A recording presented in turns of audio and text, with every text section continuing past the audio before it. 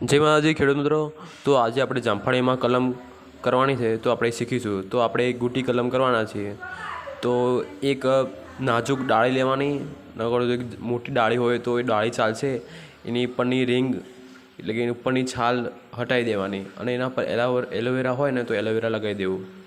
Aloe vera લગાવીને પછી આપણે ચીકણી માટી, એમાં ભેજ સંગ્રહ શક્તિ સૌથી વધારે હોય એટલે ચીકણી માટી લેવાની.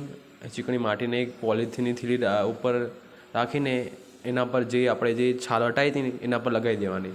એકદમ ગૂંટણીની જેમ બાંધી દેવાનું.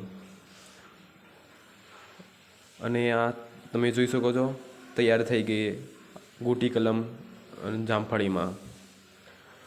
100% સક્સેસ જામફળીમાં.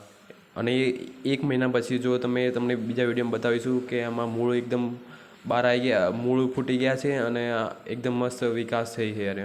તો બીજા વિડીયોમાં તમને બતાવીશું.